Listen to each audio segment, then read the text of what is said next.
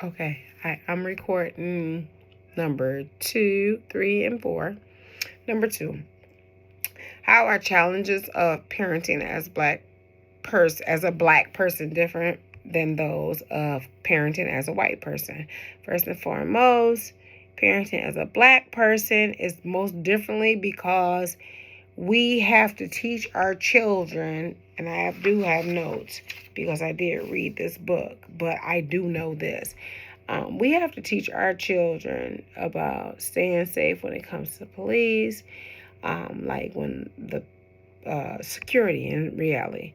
When the police stop them, we have to teach them to say what to say and what not to say. When most counterparts are white Americans, their kids go out, they don't have to worry about that. They don't have to worry about them saying, your hand is on the 3 and the 9, where we do have to worry about that, which is really sad because we have great kids. Some of us have really great kids. Just like you feel your kids are great, our kids are great too. Um, Mine most definitely is. Uh, but yeah, I teach my children to be cautious of the law because the law is not for us. It's not for women, and it is also not for black people or people of color. Period. So yes, the challenges are really sad because you're praying for your kids to make it home. Even if they're great kids, you're still praying for your kids to make it home every night. Okay, the second part of this question: if you are a parent, does Kindle discussion of parenting while marginalized make you think about your own parent struggles differently? Um, no, because what she's saying, I understand. She is speaking in reality. And I feel like sometimes people um, just want to believe that what they want or think to be, or as they feel like, well, they should be fine. Say for instance, if you had you're a white person, you have a black neighbor, and they're keeping up their yard, they're going back and forth to work. You say, hey, yeah, they're fine.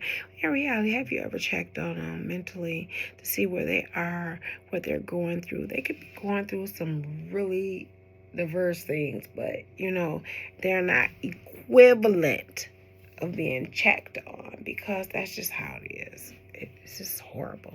Anyways, number 3, in allies' anger and accomplishment, Kendall talks about how common it is for self-proclaimed allies to feel defensive, to constantly center themselves, to feel uncomfortable around anger, and to fall prey to white favorism.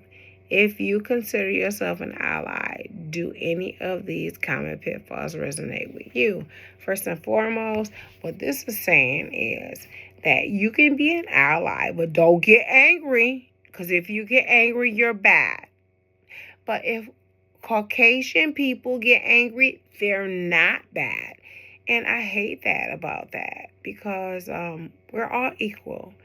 And regardless if people doesn't understand how equal that we are, what she is trying to tell you in this chapter is that we are held accountable different than what you are. Like, I can get mad, but you can get mad. You get mad, you'll be okay. I can get mad, I'm going to go to jail. That's what she's trying to tell us. So, yeah, I do understand what she's saying. And, yeah, it is what it is. It's not going to change until we change as women and stand up for what's right. Okay, so what mistakes have you made in the past while trying to help? And can you be a better ally or accomplice in the future? Well, first and foremost, I am an ally, no matter what. I don't think this question pertains to me, but I am an ally of all races. I just want everything to be fair. If you are a person of color, in what ways have you been let down by allies? Wow. Every day, all day. And in the past, I thought I had a friend that, loved me, but yeah, they don't care. When it comes to their self-satisfaction, they don't care how you feel. So I've experienced that where friends just, they don't stand up for you when it comes to racism. They just don't. It's sad. Number 4, after reading this book, how have your ideals about feminism is and isn't changed? Feminism has not changed.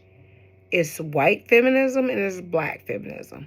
Black feminism probably heals more than white feminism because white feminism only think about who they are. They never think about us or our struggle with our communities and things like that. They just don't care.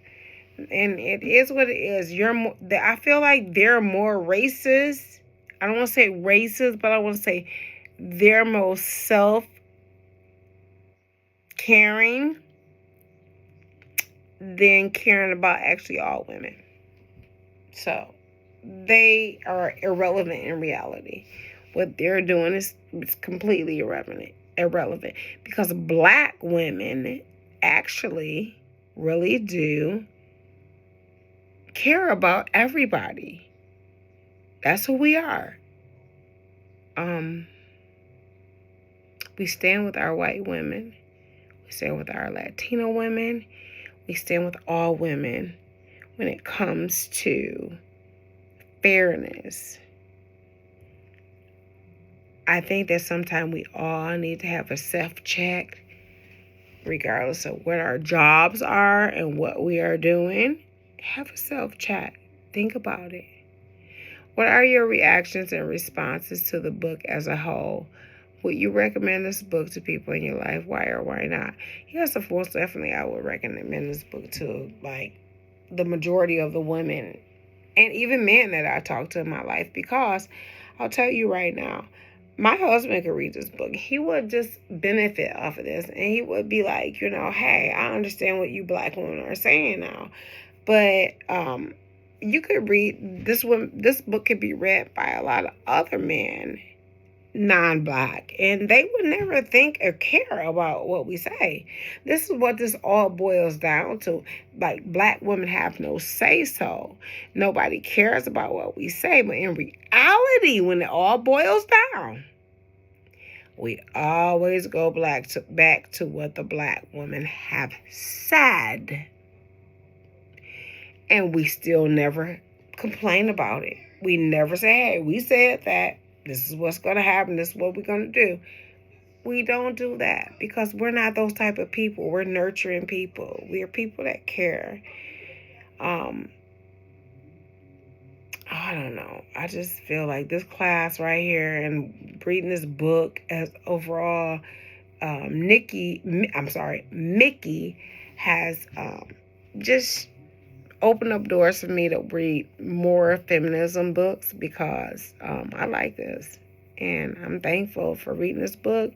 And I appreciate you too, Miss Amanda, Professor Amanda, for giving us a choice in this book to read. This is a good book, and I hope that it continues to be read for years to come because it opens up your mind, and it opened up my mind. It gave me, it just gave me the ability to say what I feel is okay.